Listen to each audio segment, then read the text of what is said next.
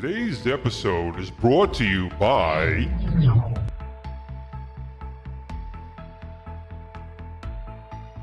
PTZ Optics. Disability Upgrade.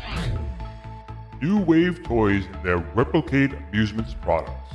GG Retrobox. Get 3 to 5 games from your favorite series, consoles, and game genres delivered to your doorstep every month with GG Retrobox, the ultimate retro gaming subscription box for video game enthusiasts. Use code GRS15 at checkout to get 15% off your first box. And Boom shakalaka! Hey everybody, it's Tim Kitcher here, the voice of some of your favorite video games like NBA Jam and NFL Blitz, and I'm here to talk to you about Old School Gamer Magazine. It's the magazine for retro gaming, and it's exploding. Kaboom! Print issues come out every other month, and if you want to go green, digital options are available. Visit oldschoolgamer.com and subscribe now. That's oldschoolgamer.com. Boom shakalaka! Kaboom! And we are here another Friday. Let's make sure we get everyone's mic working because I never do that. Let's see. First, sound check, as always. Can we hear Steven? Can we hear Brian? Let's find out. Look at the chat. Hello. Check, check. 1, 2, 3. Testing. Come on. I think we're good. I think we're good. And All let's good. see. All good. Epkus. Thank you, sir. All right. So, first of all, what, 107? I don't know what episode this is. What episode are we on? I have no idea. Well, you wrote it 107. You put a little letter O in there. But I've been up. My company, I work for a hospital. We had a power problem. I've been up since Thursday, 2 a.m. I got like maybe 2 hours sleep last night, 2.5 hours sleep last night. So I'm like, got no sleep. Running on fumes. I'm running on fumes. But welcome. Wow, okay. Welcome to Friday, guys. Steven, run through the chat. Who do we got tonight?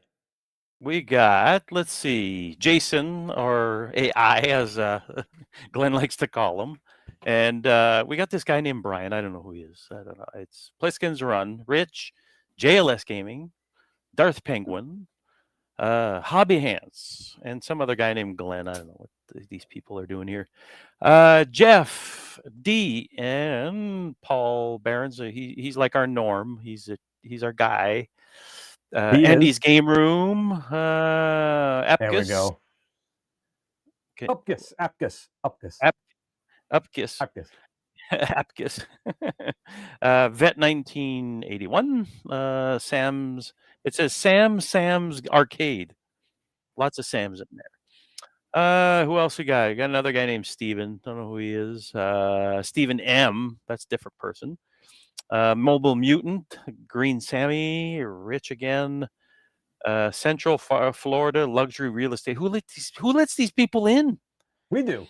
We are an open channel. We are the channel of freedom, that should Steven. just say that should be JLS Gaming's wife. Make it easier on everybody. But if you're interested in a house in Central Florida, give her a call. So let's see. Who else we got? Sir Sega and Leo. And I think that's it for Andy's Game Room. I think we've got just about everybody. More people are rolling in. Why don't you introduce our guest? His second appearance. Well, I've had him on my channel a few times. I've been on his show, and we're having him on again because Brian from Brian's Man Cave. So I am so shot. Is not only an influencer. He's not an influencer, but he makes retro games. So that's what we're talking about today. I was actually surprised when Brian was saying I think Keystone Capers was the first one you had made. Am I wrong with that? On the Intellivision? Copyright violation. Copyright violation. Do not call it that. But he started making these games, and they're quite friggin' good. So we'll talk a little bit about that. We'll talk about he broke my heart right for the show. He also had owned a DeLorean, which he told me he just got rid of. And my heart just sank. I was like, oh no, that was horrible. It went Back to the Future. That's where it went. That's basically maybe that's what happened. But I also want, before we get started with Brian, I do want to bring this up right here if I can find what I'm looking for here. Let's see, where is it? Over here. So many screens. We have a new sponsor for Kickin' Old School. It is the GG Retro Gaming Box. If you do use my Glen 15, you will get 15% off your first initial order. And every month we sign up with this. Every month you can get some retro games. Actually, I have one over here that I got, and it comes in this really cool box. I still have my box up there. Here, hold on. I'm going to get my box. It is too. We'll show and tell. So you get games delivered once a month, like here. And let's see what I had gotten. I had gotten Super R-Type, which is a fantastic game for the SNES. I also got Bust a Move 2, because my ass is so fat, and a Bust a Move. A great light gun game to go in MAME when you're playing with your GRS Sinden light gun, Hogan's Alley. Oh, I got the book. Book for R-Type. And if I actually had a PlayStation 4, which I don't, Battlefront 2, but looks good. And I have a Jedi Survivor for PS5, but I sure don't. You don't even own those machines. I don't. What the hell's up with that? But if you sign up, you get this once a month, you get a great surprise. They make sure that you don't get duplicates, which is kind of cool. And yes, JLS Gaming, Bust a Move was by Young MC. So what'd you get in yours, Stephen? What was in your box? Well, mine, it's empty because it came in a few months ago. So when JLS was actually starting that business, he decided to help me out with. His daughter programmed it, and he's helping her out and everything else. Yes. But he had sent me some missing original Xbox games that I was completely missing out of my collection. So yeah, so it's empty, but it had a bunch of original Xbox games that was completely missing, like I said before, out of my collection. So thank you again. Thank you. And new sponsor for the show. So make sure you check the link down below. It's in the comments of the video. Go get yourself a good. Steven, you got to talk to me today. I am so shot. I am really. You're slurring your words. Maybe it's Retro getting box, a stroke or something. Or I might have. I am so tired. Right? But the show must go on. The show must Yeah, go exactly. on. So yeah, she said they're in my collection now, and she's absolutely right. So they went into my collection. I'm down to double digits in my collection, about 30 some odd games left in my Xbox collection. So, That's but not yeah. bad. So, anyways, Now, so the Brian, last back time to we you. spoke to Brian, so Yes. I'm going to preface something. Last So last time time on we Kicking It Old School with Brian. Yeah, well, last time he was on the show, we were talking about he was dabbling in programming for the Intellivision, and lo and behold, the guy has released some games. So go ahead and tell us about your adventure in programming and where you're at now. Yeah, sure. I don't remember exactly where we left off, but I probably was talking about one of these books. It was the Um, Oscar from Oscar. Yeah, yeah, you were this asking him questions and yada this yada was yada. this is the second one. This is the advanced programming one. He's made a whole bunch of these books actually. I also picked up one for the ColecoVision. That's I right. haven't dived into this one yet, but I'm going to. I'm the one that gave him the name for that basic, by the way. CV Basic. You got to call it CV Basic. See basic, yeah. And then he ran with So it. wait a second. So Steven has some type of magic power because he talks to you about this and you start programming. He talks about handhelds, and I buy a million handhelds. You got to be careful with this Steven over here. He kind of Jedi mind tricks us into doing stuff. I'm an influencer. Jedi mind tricks, maybe. I don't know. Who knows, right? Influencer of sorts. Now, Bill, I like to motivate people. That's what I like. In to the do. book, are you programming in machine language? You're programming? Because I think you said it was basic, like some form of basic you're programming in, or no? Yeah. So the Intellivision it's Inti Basic. That's what's in this book, anyways. Because that's what I understand. I understand the basic programming language. I kind of grew up with it. I started off on the Commodore 64 when I was a kid, and then I took some basic programming in high school, and even through college, I took a few classes where there was programming, not necessarily basic, but it was languages very similar. So I was able to start kind of dabbling around in those. And then for quite a while, I wasn't programming at all. And I kind of didn't know what I would program on because I figured, just PCs in general, you can make computer games, but I wasn't too interested in that. And what started me off with the Intellivision programming, actually, I wanted to start learning Atari. I wanted to start learning how to make Atari 2600 games. And I started poking around looking for stuff on how to program for the Atari. And at that time, it was when Oscar, the author of these books, posted a book programming for the Intellivision. And that's where I was like, no way. I grew up with the Intellivision. That's my favorite system. Maybe I can do it. So I reached out to him and I said, how difficult is this? I had no idea. And I told him I have a background in these certain languages. And he's like, oh, you should pick it up. No problem. So I took a chance. I bought the book, started to go through it, started to make a couple of basic. My actual first program that I made was not actually Keystone Cops. That was my first complete game. The first one that I made was kind of like a, the game Kaboom. We got the little bomber guy at the top, and he's dropping bombs. So I made like a kind of a basic looking Kaboom type of game. And then the second one I made was Perfection or Perfect, which is like the game Perfection, where you got to put the shapes into the thing. I have it on the screen right here. This is it right here. Perfect. Yeah, Perfection. Yeah. And it pops when you don't do it in time. Is that the one? That was my second actual program. It's kind of I guess you could say it's complete, but it's a very basic game. Like it's just that's all it is. And, match the pieces. Got to get them in. That's gotta be hard with the disc on the Intellivision. Yeah, you got to be a little bit precise with that. It is a little bit finicky. Again, it was very early on when I was programming it, so I didn't understand the controller and all that stuff. Like the Intellivision has the whole 16 directions, and so yeah, it was more of a learning game. That's why I kind of made it free. I'm not going to charge for it, kind of thing. I don't want it to be a cartridge game or anything like that. It's literally just, it was something I put together. And really, I picked that because I did the exact same thing in college when I was working on different software. I built exactly the same thing on the PC. I think it was for Flash, Adobe Flash. So it was like a Flash game, or Director. Maybe it was Director. It was one of the Macromedia Director. You're talking way back now. You're getting back there, Brian. Yeah, that's when I was in college. Yeah, now that I think about it, it was Director. It was in Director class, and I created the Perfection game, just for fun too. It wasn't even an assignment. I did it for fun.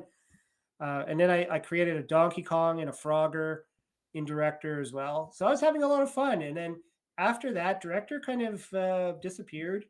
Flash hung on for a while, and now that's kind of gone. They got bought up by Adobe is what happened. Yeah, I don't know if anybody really develops in those anymore. And I had nothing for a while. Most companies, I think, even block them now. There's security, too many security holes in them. Yeah, so I had nothing to really program in for a long time, and then when I saw the Intellivision thing, I kind of jumped on it. And once I realized that I can understand what's going on and I can figure it out, and it did take a lot of work, like going back and forth with not only Oscar, the program, or the author, the guy who created the basic language, but the community in the Atari Age forums were very helpful as well. So there's a programming section in the forums, in the Atari Age forums, for each console. So there's Atari, there's ColecoVision, there's all different consoles, and inside there's a forum of people that will, you can leave a question, and a lot of them are very happy to help you. So so when I started working on Keystone Co-ops, because Keystone Capers was one of my more favorite games on the Atari 2600, and so I thought, why not? It seems like I can pull it off. This Well, the you did. first It one. sounds like You did, and this first one I saw. I guess you're already doing it, obviously, but this is the first one I saw, and I was like, holy crap! Brian's programming for the Intellivision, and the cool thing is you can get the ROM, but you were making cartridges, physical cartridges, right? Absolutely, and a box and everything. Yes. So this is it's interesting because when I was programming it, I had no thought of ever having a release of it or anything like that. I was purely doing it for myself, just for the hell of it. And I guess when I was showing pictures of it on the Atari Age group or wherever I was showing the pictures of it that I was working on this game, people reached out to Rev from Intellivision Revolution and said, "Hey, this guy's making Keystone Capers for the Intellivision." And so he reached out to me and he said, "I hear you're programming. If you want somebody to publish, let me know. I'd be interested." And I'm like, okay. At the time I was still working, I was still programming the game, and I'm like, I don't even know if I'll even figure out how to finish this game. So I'm like, yeah, sure.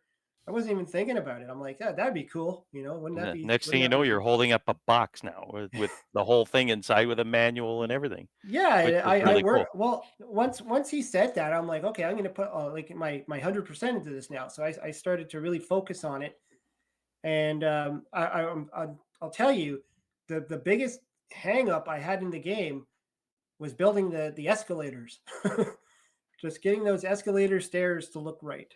And I'm still not 100% happy with them, but it was probably the best I could come up with.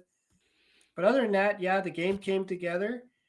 And as I was learning more and more while I was doing it, I was, of course, starting to program other games at the same time. I started to learn things like how to use the color tool, or the Inti color tool, which allows you to take basically a bitmap image and convert it into graphics. And once I learned that, I was able to refine all the graphics or not all of them, but the title screen and the split screens in the middle to make it even better. So it's one thing I could tell you about this journey is that every time I make a game, I learn something new, which is really cool. I wanted to ask you, because out of the graphics, what was the hardest part? I mean, you kind of said the escalators give you a little bit of a hard time, but did you have any problem with the AI?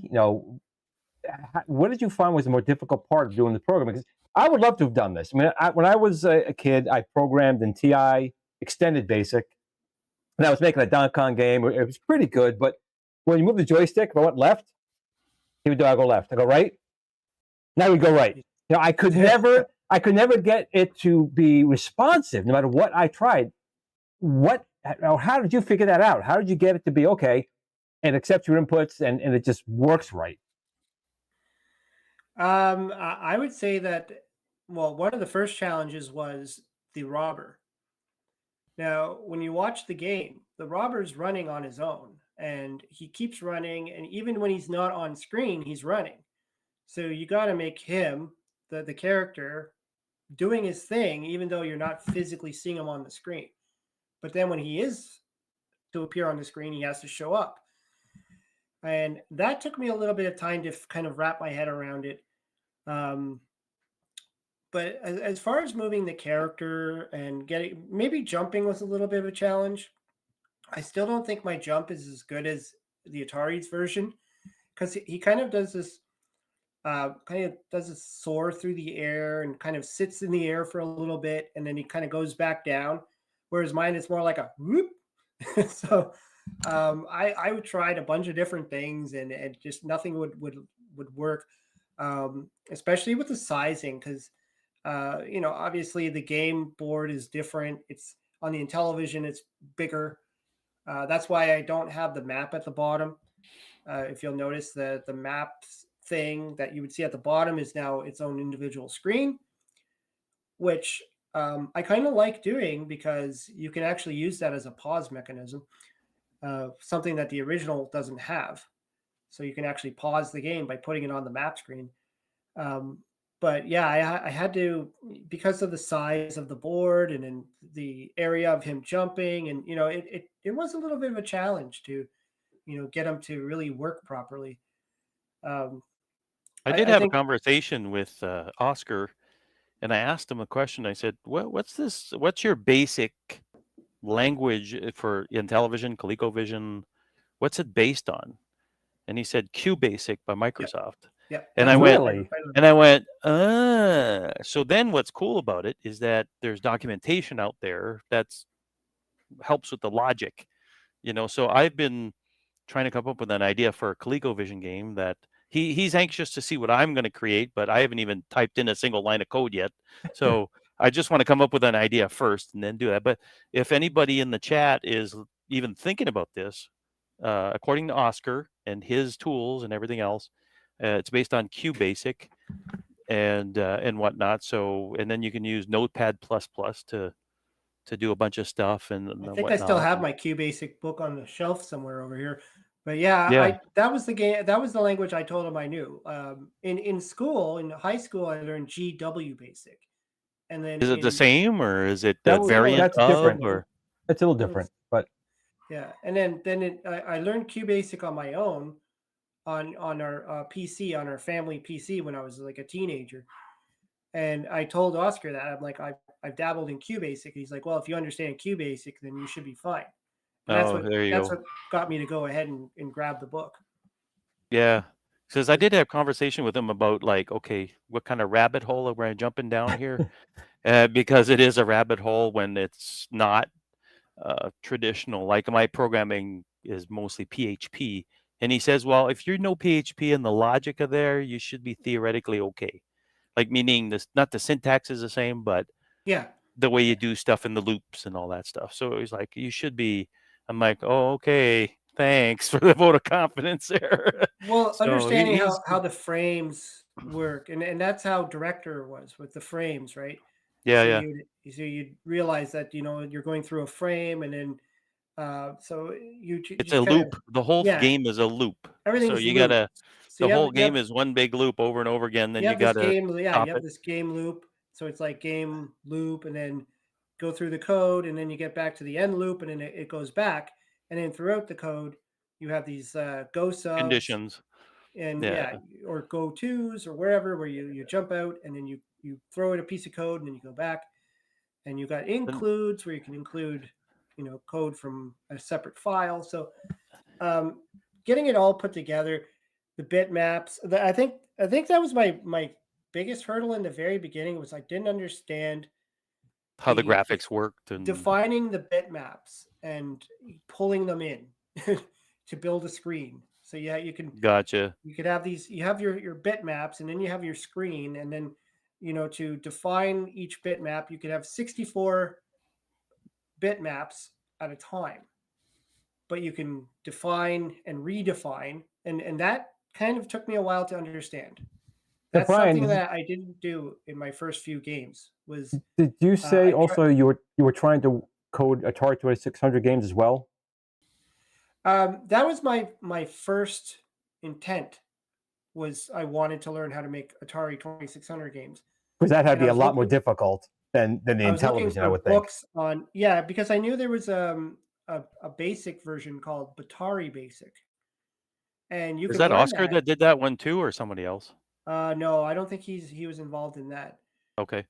I did get his Atari 2600 programming book, but it's in assembly language, so I don't know if I'll get far on that one. Yeah. But Batari Basic, it seems like I might understand it.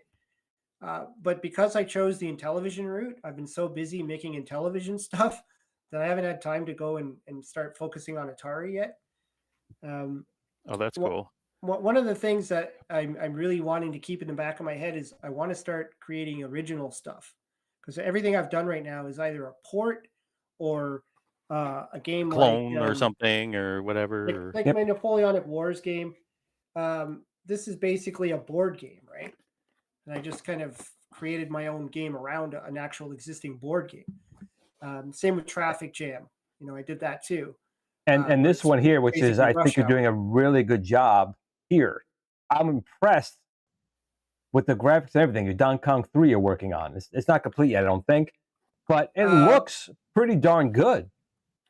Yeah, so the graphics were not by me though.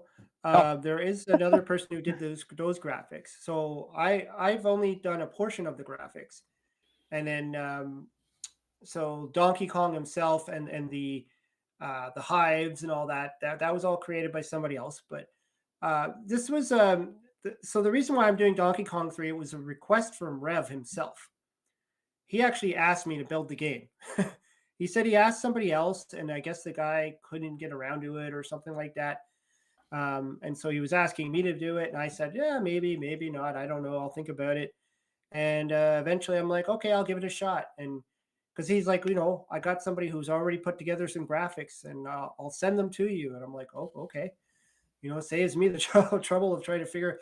At first I was doing it myself. I started creating the graphics myself, but then when I saw his graphics, I'm like, yeah, mine look like crap. so because I focus more on making the game work first than the logic. Graphics. Yeah, graphics, and then the last thing I worry about is sound, which that was an interesting thing with Keystone Cops. When I had the game, I felt confident it was working, and I showed it to Rev. He's like, great, now just create sound. I'm like, oh crap. Forgot about the sound. He's like, make a music track and stuff. I'm like, oh. So I had to grab the book, and I'm like, how do I do this? How do I make music? I had no idea. I literally had to put something together right away to get it to work.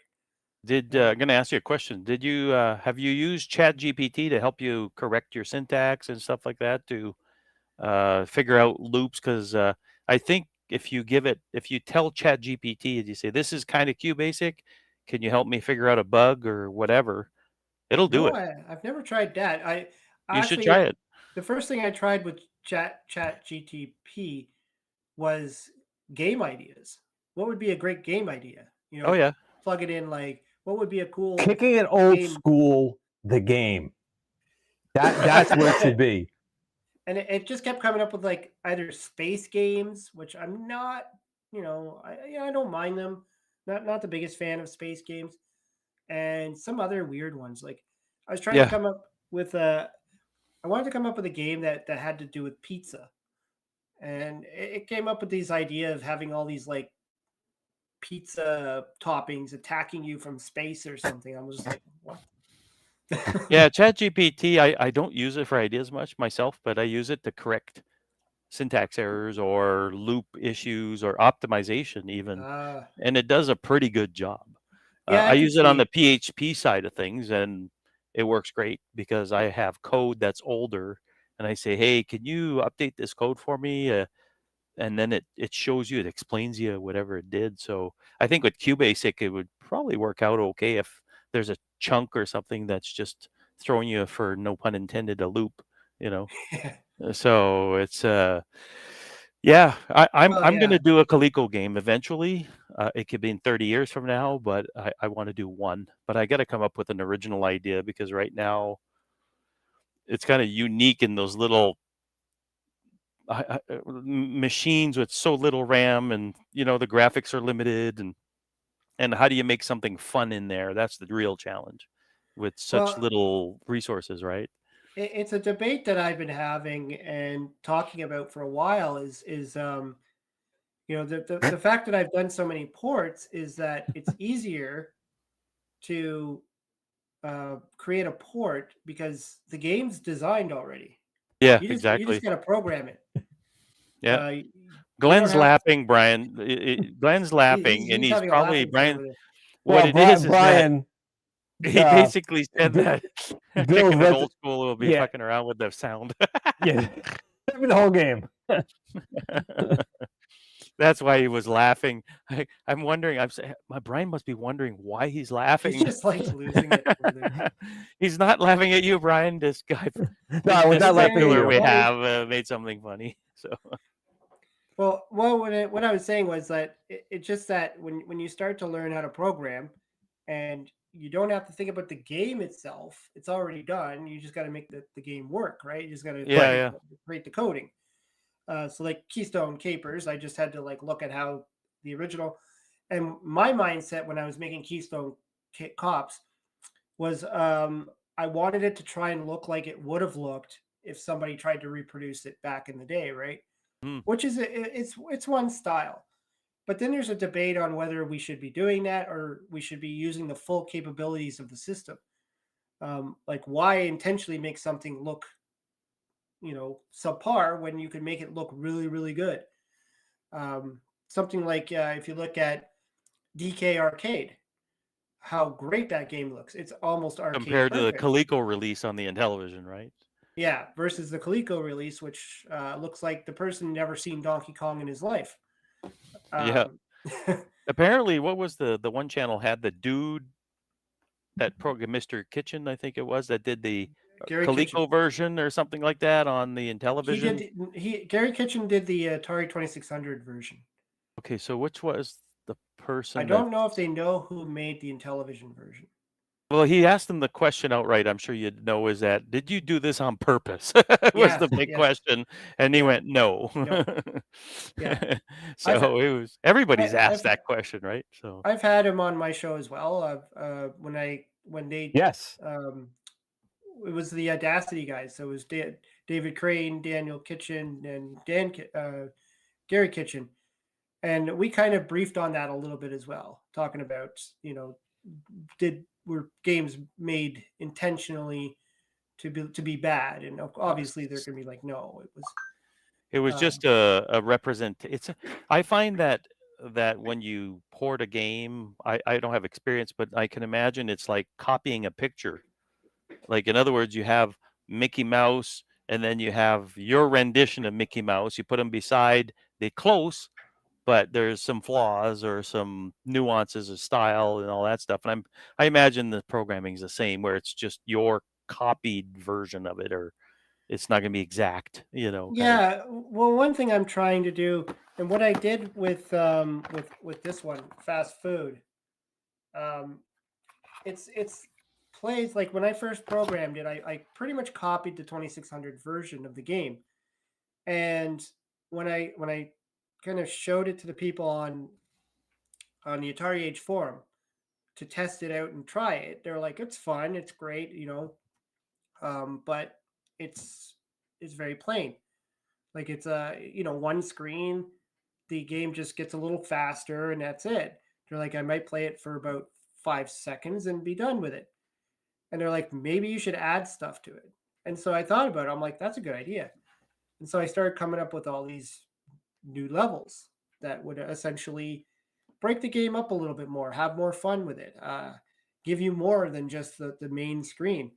And I think that's probably the bar we should be setting, which is why with when we were talking about Donkey Kong 3, um, the original Donkey Kong 3 only has 3 boards. That's it. And Yeah. And then you just keep cycling through those same 3 boards. Call it a remix, Yeah. such and such game title remix, so that at least it's kind of the same, but Well, what I did added was stuff. I just started to say, oh, let's just create my own boards. So I'm gonna have it that you'll have the classic where you can play the 3 boards and that's be done with it. Or with mine, I'll have about 7 or 8 boards. And so one of the ones I showed on my little demo or my screenshot was a conveyor belt. So you got the 3 levels and each conveyor belt's going a different direction. So when you jump on it, your character is going to like move with the conveyor belt, which is going to make it really hard. That's cool. Then I created another one. Actually, I just kind of finished it today, where it's got, instead of a conveyor belt, it's got a little platform that moves back and forth. And then You got a $1 jump million up. idea there, Brian, in the super chat there. Yeah, Not yeah. super chat, sorry, in the feature chat, sorry. A Donkey Kong in a remake of 3 could be getting a little cheeky and start throwing poo. And I'm sorry. First of all, I'm already punchy for being tired. When you start talking about poo, I start laughing regardless. So that was a double win for me. We got an interesting community there, He does throw coconuts, but I didn't hear anything about him throwing his poo. Well, primates do that. They do that, yeah. They will fling the stuff at you if they're not happy. Feces, yeah. Yeah, exactly. So I've it could seen be prisoners totally do it. realistic. People do it. Amber Heard. Yeah. So okay, so what's on the horizon here? What's on the Brian's Man Cave horizon as far as game programming or other things? Yes, I was so more recently I actually started offering my ROMs for sale, which people were asking for a long time. Because I did have Keystone Cops and Fast Food for a little while, being sold through Intellivision Collector. And then at the end of last year, they decided that they're not going to be selling any more ROMs that they don't own the rights to, essentially. Gotcha. Because like what they would do is I would give them the ROM and then they would make it for sale. And then any sales they would make, they would at the end of the month, send me the money. So they're like, we just want to focus on the stuff that we own so we don't have to keep doing that. And so I had to find another way to sell my ROMs. And I was like, there was somebody else that was offering I could sell through. And I thought, you know what, I should just do it myself. I already have my own website. Yep, have it up right here. Have it right here. Yeah. So I thought, why not? Let's do it. And so I decided to make all my ROMs there. Well, not all of them, a good chunk of them. You won't be able to get, unfortunately, you won't be able to get Napoleonic Wars because that's through Homebrew Inc. and they own that. So I can't make that one available. But I did make my Miss Paku game, which is actually the game that I entered into the Inti Basic contest, mini contest, or whatever you want to call it, small game contest. And my Perfect game is there for free. So Miss Paku and Perfect are both free downloads, and the rest of them are paid for that. So that's my Fast Food, which is I was just talking about. Keystone Cops is there. Traffic Jam, which is a nice puzzle game if you're into puzzle games. Boing, which is another Atari 2600, kind of a rare game on the 2600, so maybe a lot of people might not have heard of it. And Rags to Riches, which was a pet project for me. It was one of my favorite games on the Commodore 64. And I just thought I had to make it for the Intellivision because why not have one of my more favorite games on my favorite system? So that one's also available for purchase. Well, that's cool. I'm also looking towards for the Napoleonic Wars. I'm going to be selling some physical copies of it. And my first round, I'm going to do 5 signed copies, signed and numbered. Nice. So though Cool. I'll be looking to do a video for that. I couldn't do much for the last 3 weeks because I've been sick and I'm still getting over it right now. So it's it's been a challenge talking. I'm drinking a lot of water and Now, my throat feels is there like is there any Intellivision Amico in your future? I don't think there's an Intellivision Amico in the future. From what it sounds Never like. mind Brian's thing. Yeah. What it sounds like, it seems like the Amico is going to take its own direction, and Intellivision's going to go their own way. But I am interested in the merger with the Atari. Atari taking up the rights of Intellivision. But I did have a question before we jump to that. Okay. All right. So for people in the chat that don't know how to play the ROMs on original hardware for the Intellivision, it's been a little bit of a weird. You and I, Brian, have talked about these cartridges and things, and I know of two solutions, but I don't know if there's any more. So the ones that I know is the LTO cartridge. LTO flash, yeah. Yeah, and then there's the backbit cartridge, which has the Atari, the Intellivision adapter and all that stuff. But beyond that, what are the options for people to go download your ROMs and play them on the original hardware other than those two? I heard there's an RTO flash. I don't know An much about it. RTO. Yeah. So I Okay. don't know much about it. I know some people were talking about it. Some people were asking me if my ROMs would work on it. And I said, I don't know because I don't have one. I have the LTO flash. And unfortunately, the LTO flash is one of those things where like I've been trying to figure out what the whole mystery behind, and a lot of it has to do with the guy who creates them. He's a very busy guy, and I guess all the shells and boards are ready to be made and put out by Electronite. I think might be putting them out, but yeah, it's like a holdup or a backlog on those. And I'd be interested in finding out more about the RTO flash, and I don't know if anybody else is working on anything like that has like JLP support, because that's what it comes down to. Is JLP is what does a that way to mean? enhance the board essentially to be able to have games that are like Napoleonic Wars, for instance. It uses it, so it gives it extra RAM and all that stuff. It allows you to use bank switching. So basically, I don't know if the backbit does that or not, but probably not. it's hard to say. Yeah, I think that's one of the hurdles, right? Is a lot of the bigger homebrews use this technology. Games like my Keystone Cops and Fast Food, they don't use it. You'd be fine. I think for right now, most people would probably just have to settle with playing on their PC, which is fairly simple. Emulator. You need the emulator. Yeah, there's various emulators that work. Trying to get some of the support to run the emulator might be a little bit of a challenge, but Mr. FPGA might work too. So the FPGA device, Mr. should be able to run it, I'm guessing. and I'm not sure about the flashback. There's the one of the Intellivision flashbacks that came out. I think it has like an SD reader or something. Not the one from At Games. That one. Didn't. Yeah, the At Games one. I don't think it had an SD card in it.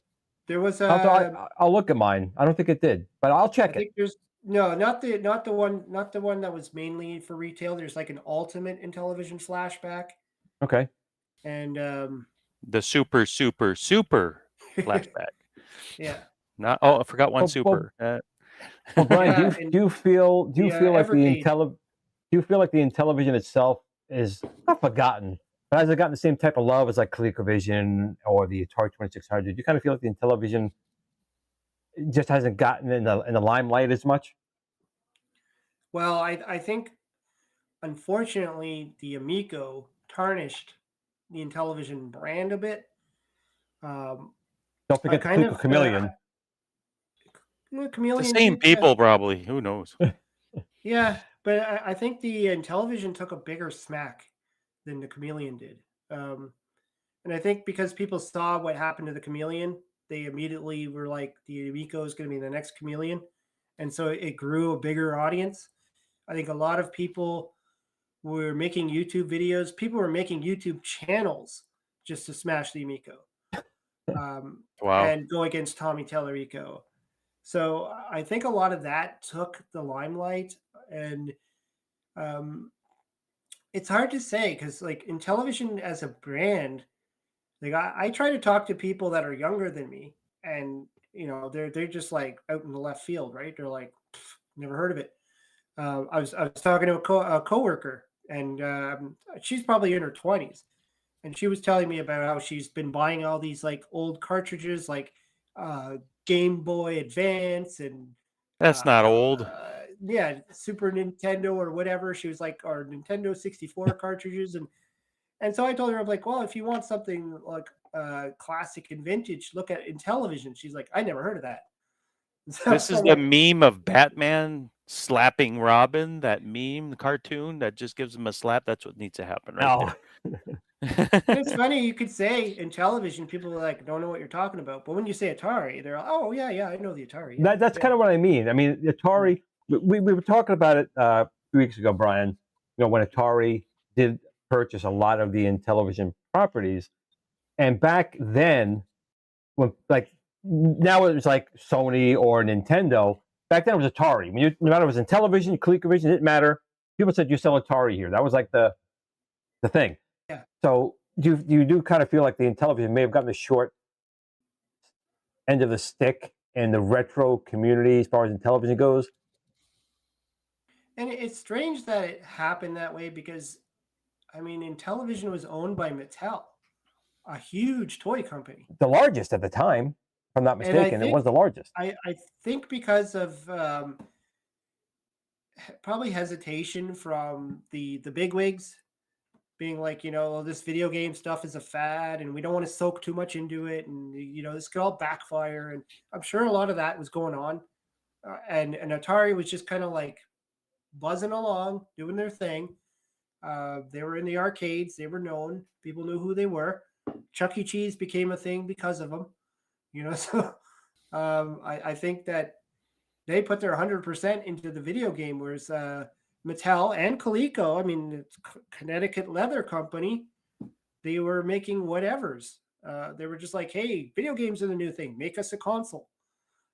Dolls are the new thing. Make us a doll.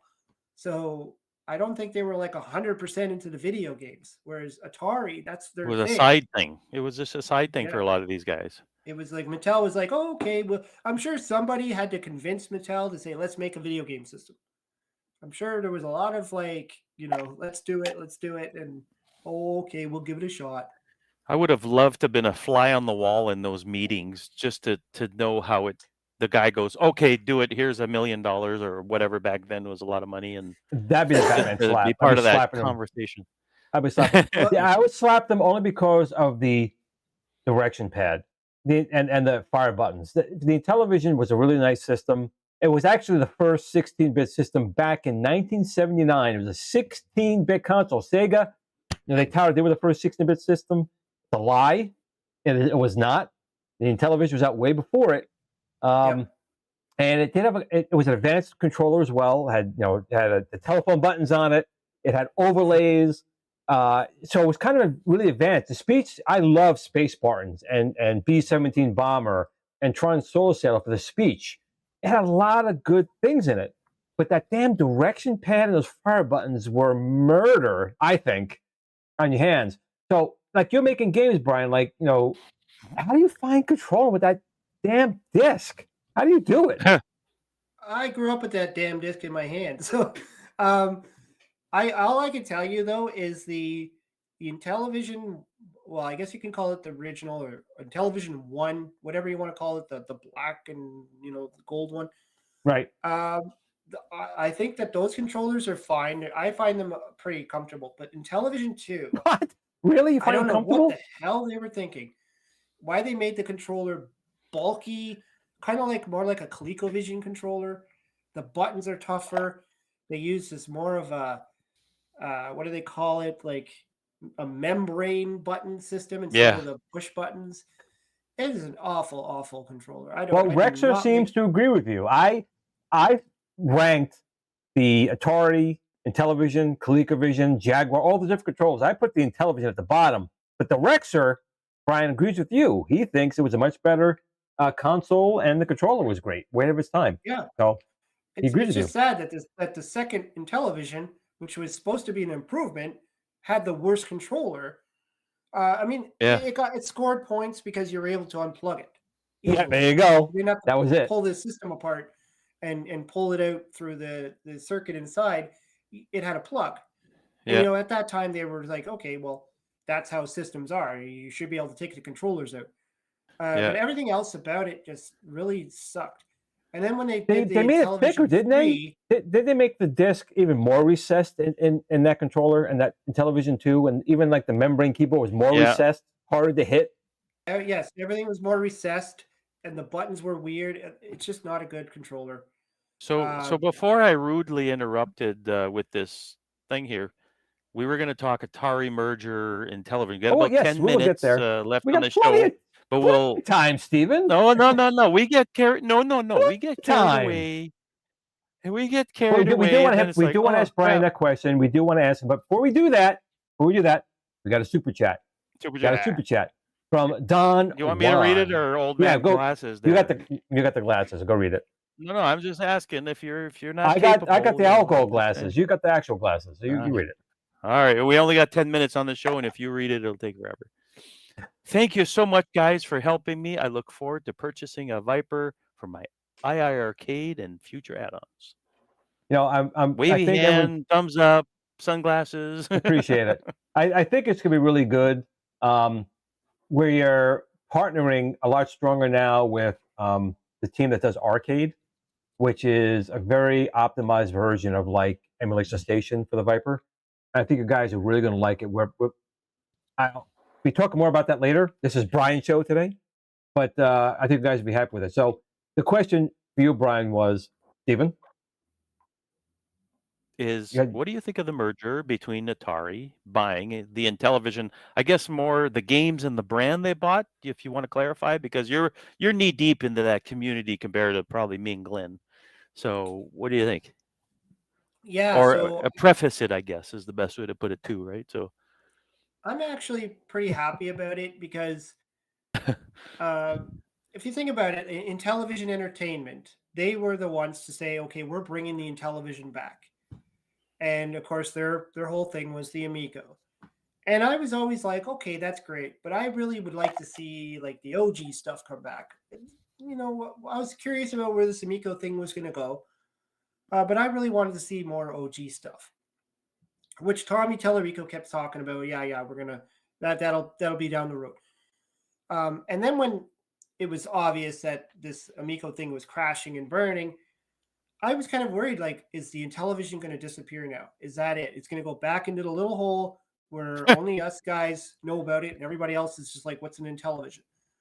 But now that Atari has acquired it and they got the name and the backing and the money, they can do a lot of great stuff. And I know some people were like, "Oh, if they want, now they own it, they can bury it." But I don't think they're going to do that because there's no reason to do that. They can actually do more with it. We just had that Atari 50 compilation that came out. That can happen as well with the Intellivision. The Atari VCS, they can put an Intellivision emulator on there. There's so much they can do. And Television all these great homebrews that are being created now. They can now have a home somewhere under the Atari brand. Whether it be games like these, like that. But how do you really feel about that, Brian? Think about that. The first, you did it on your channel too. Was there actually a war between Atari and Mattel and Intellivision? And I don't know if it was really a war, but there were definitely Mets, Yankees, Jets, Giants, Atari, and Intellivision. So, but now Intellivision is now owned by Atari. How does that really make you feel? I mean, be truly honest. I think that at this point, the Intellivision that we knew and the Atari we knew are long gone. These are new companies taking the old brand and kind of bringing them back to life. And everybody will say this. The original Atari is not today's Atari. The people running Right. Atari today are not Nolan Bushnell and Right. crew. Right. Some of the Intellivision people are. I mean, there's members of the original Intellivision that still are in the game, but it's a different company. And what I see here is not a necessarily Intellivision lost, Atari won. I just see that Atari's like the big brother saying, "Hey, I'm gonna pick you up, and we're gonna work together now." It's not necessarily a war. I don't think it ever was a war. It was more like competition. I think the wars of that stuff was in schoolyards back in the 80s. You Yeah, know, and you have to think too. in classrooms and stuff like my thing. Oh, my Donkey Kong looks way Yeah. better than your crappy looking Donkey And you Kong have or to think too, whatever. it was also Atari versus Mattel. Mattel, not necessarily Intellivision itself, but so you had these Well, two I gotta companies. say, Brian, that was probably the nicest way I think I've heard about it, and I like that. That Atari was like the big brother picking up its little brother in television and saving it. I actually like that. That was actually pretty good. But what you were just saying there as well, Mattel at that time was the largest toy manufacturer on the planet. Mattel was it. They had Barbie, but they also had a lot of other brands. Mattel was it. Atari was a juggernaut of the electronic industry. And I have to say, Mattel Electronics, they made a lot of handhelds like the football. They had a lot of great things that they made back then, other than the Intellivision. So they did. When you heard Mattel Electronics, people said, "Oh, that's good. That was a good thing." Yeah, because they were toys. If you think about it, I mean, all these little handhelds, they fit perfectly with toys, right? I don't think Atari. I don't know if they ever made any handhelds or anything like that. They did. I mean, Touch they me. had- The Touch links. me. Now, that is not a yeah. sexual harassment, Touch Me. It was a version of Simon. It was called Touch Simon, Me. yeah. But I don't think they were dominating the handheld market. They were more the console pedophile edition. or Sorry. arcade. And, but yeah, like I said, I think Mattel, they were looking at it like, our toys are more important to us. And, they were focusing, I guess there was also the elements of the video game crash, and there was talk that video games were a fad and they were going to go away. And, you got to imagine these big investors who had to like try and think about the future. They never saw this coming. They never saw that in 40 years, people would still be talking about the Intellivision. They were probably like, Yeah. this product will be dead and buried in 2 years. We'll be moving on to the next big toy. Yeah. The sad What do you part think is, if Atari decides to buy Coleco? What would you think of that? Same That's thing, it. probably, I guess. Same thing. Who knows? Maybe they will. I mean, hope seem they to be do. on a I really binge of hope they buying do. stuff. They bought Atari Age. I mean, they took over. right? How do you Atari feel Age. about that? Because you're on the Atari Age a lot, and I was too. Yeah. How did you feel about that? At first, I was kind of worried. I was like, "Uh-oh, are they buying it to shut it down? Like it's a big Atari thing." But no, it seems like they're fine. I mean, the first thing that happened when they took it over, well, actually, two things. Was all the ROMs were taken off, so you can no longer download ROMs. I think it's still like that now. I haven't actually looked. And all So of the any games, ROM at all are gone? It's not even homebrew ROMs. like when you went on the Atari on say like Atari 2600 underneath Atari Age, Yeah. and you could put in a game like Pole Position, Right. and it would come up and it would have download the ROM. I think they removed all those. Yeah, but what about homebrew? Like if you would make a game, put it on there, would they allow it or they would block it? I'm actually not sure. I think what happened was they just kind of got rid of all ROMs, but I could be wrong. But the other thing they did was they were no longer going to be selling unlicensed games. And so in the summer, Albert Uruso that was running the site, he did that last chance sale, which it was basically all the unlicensed games. Here's your last chance to buy them, because after that, I'm not going to be selling them. And that was when we knew something was up. That was before they made the announcement that Atari was buying it. And we're like, something is up. And I actually jumped in on that sale. I bought 2 carts myself. I'm still waiting for them. So it's been a year. I bought a copy of Zippy the Porcupine, which is Sonic the Hedgehog on the Atari 2600. And what was the other one? Mappy, I think it was called. So I picked up 2 carts off of that sale, but they did say they had thousands of orders, so it's going to take a long time for him to box them up and send them out. But people are slowly getting them, and but yeah, so I was obviously worried at that time that they were going to shut the site down. Like that was it. They were acquiring it just to squash it, but they didn't do that. So Well, they'd it be seems like dumb they're to do embracing that. it. If they would have done that, it would have been stupid, to be Yeah, honest. I mean, your community's right there, your fans. Why would you shut them all down? That doesn't and make that's why I sense, right? think with the Intellivision, I think it's a good thing. I think they're going to do it good. They're gonna appreciate the Intellivision brand, and they know there's fans out there. They're going to champion it. I don't think they're going to just squash it. And hopefully, we can start seeing new stuff come out. Like Well, a I know lot what new I'm stuff. doing. I'm going to go at church. I'm going to go light a candle, and I hope they buy Coleco. Yeah. That's what I'm doing. I Well, so hope we have they the do the same thing. It's going to save them. The Atari 2600 Plus. I mean, that's a pretty cool system. I haven't Agreed. seen it in person yet, but it looks The awesome. problem is it's a friggin' 4 switcher, so I won't buy it. That's if they ruined it. That'll make it a 6 switcher. So Brian, since our resident time clocker Steven is here, what before we end the show, what are you working on outside of like Donkey Kong 3? Like what is coming down in the future from you? As far as in television stuff, or Or is anything? What are we expecting? Well, anything, Again, any other console. I was always just shocked because you were an influencer. I've known you for a very long time. I was really shocked to know that you can program and make these games, and they're quite good. So, what are you looking to do in the future? I mean, you were mentioning before maybe other systems you were going to tackle, but like, what is really in your plan? What's in your game plan? well, one thing I want to do, like I kind of mentioned before, is I want to come up with my own original game.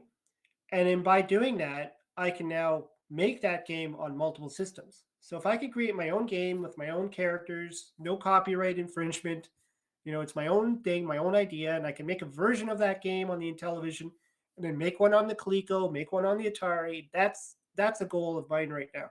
That would be cool to see. I'm telling you, we got it right here. You could be in the game, the Kickin' Old School Brian's Man Cave edition of Kickin' Old School, the game. We could do it on all systems.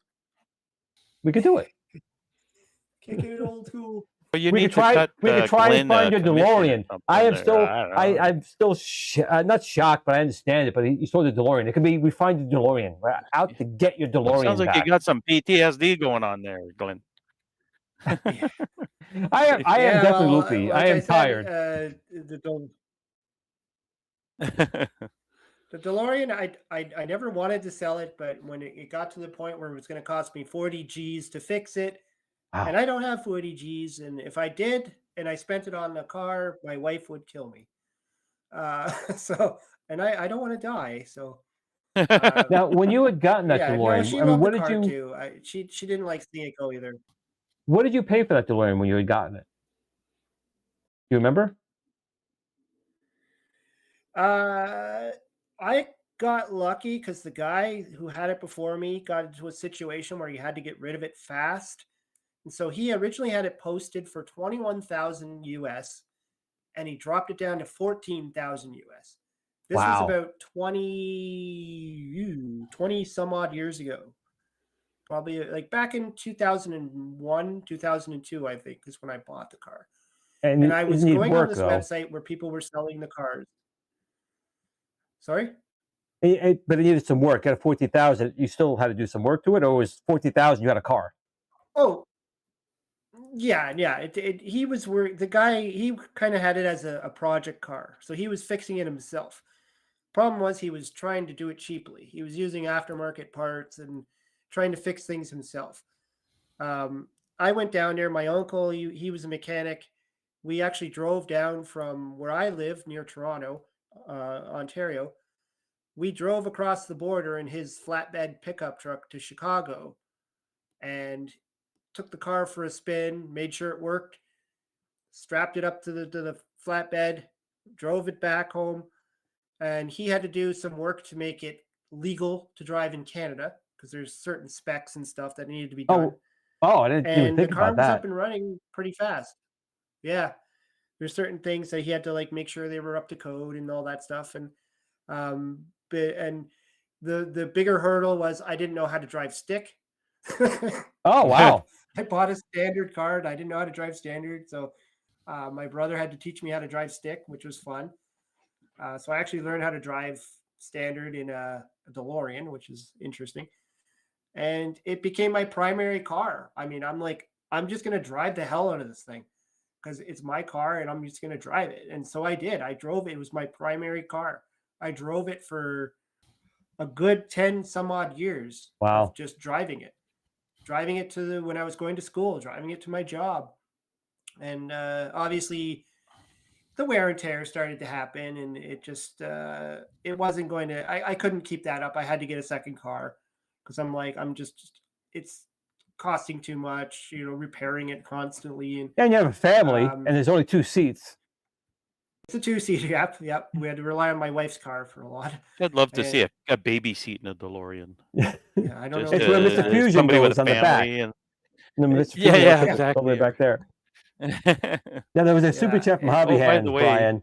You have 2 kidneys. wasn't a You very- can spare money for a DeLorean. Wasn't very spelled practical DeLorean for grocery shopping either, because the trunk in the front was very thin, and wasn't so not a lot of room. You could put a suitcase maybe in there, Yeah. or a briefcase. Oh, by the way, we got a little side thing. Somebody in the chat, Hobby Hands, wants us to do a 2-hour special one day. Yes. Yeah, I don't know saw if I could that. put up with Glenn for 2 hours. I don't know if I could put up with you, Glenn, for 2 hours. So I'm just saying. I'll just drink a little more. It's all good. It'll be fine. Well, guys, I think that wraps it up. It is, my friends. If I people wanna- didn't know, Brian and Stephen are both Canadians, eh? If we didn't say it before. I don't Canadians, know if we did or eh? not. Yeah. He's in Toronto. Well, at least the Toronto area. Are you I'm guys up like- north where are you they guys have like enemies? igloos and Are you in a province where you guys are like enemies for like sports or anything like that, or no? well, down in Toronto they mostly go for the Toronto Maple Leafs. Toronto if it's Maple hockey, Toronto Blue Jays. yeah, Toronto. Although I think Blue Jays is the only Canadian team for the baseball, so I don't think there's much competition there. But Yeah, they used to have the Expos, but they're gone now. So yeah, so the in Maple in Leafs Montreal. are the only Maple sports, Leafs haven't won the Stanley Cup in ages, and they're the best Yeah. fans ever because they just keep wishing and the whole hanging on.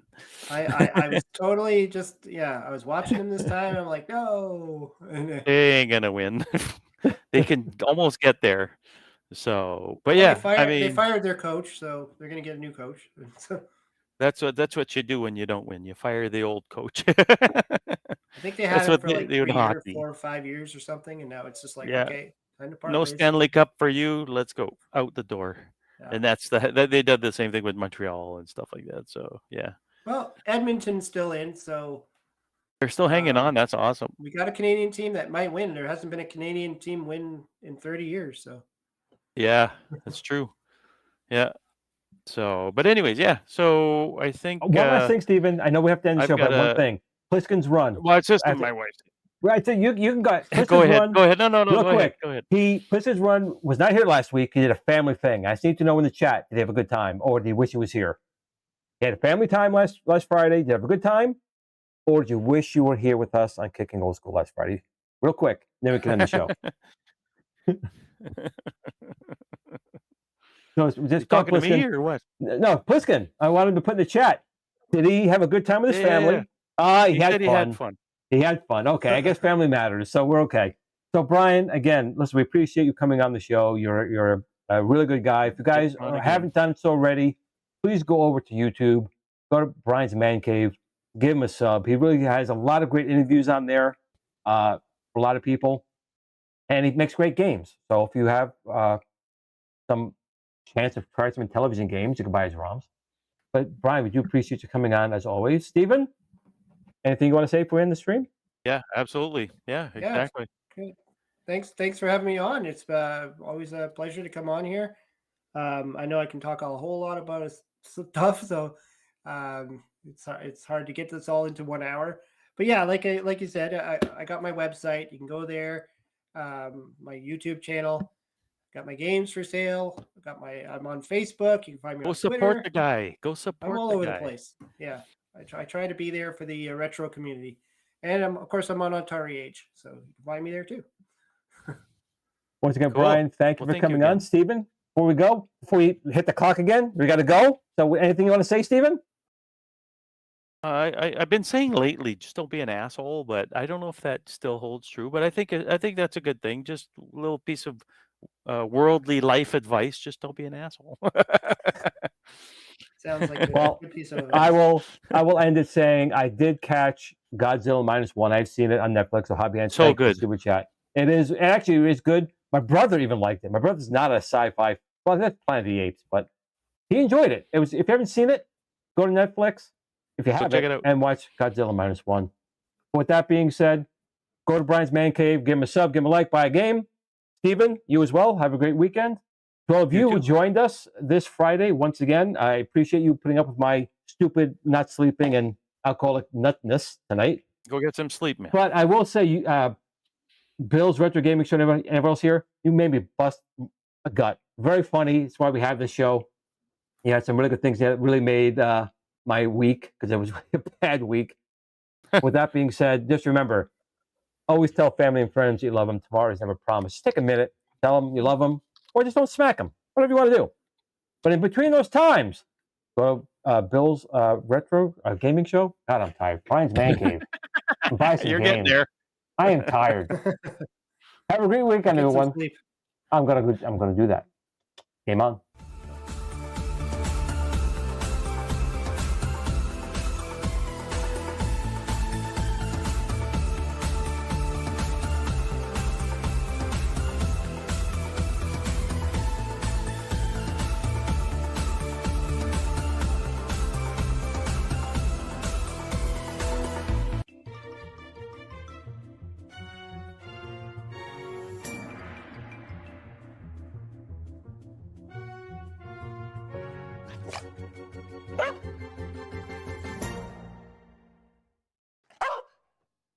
Game on.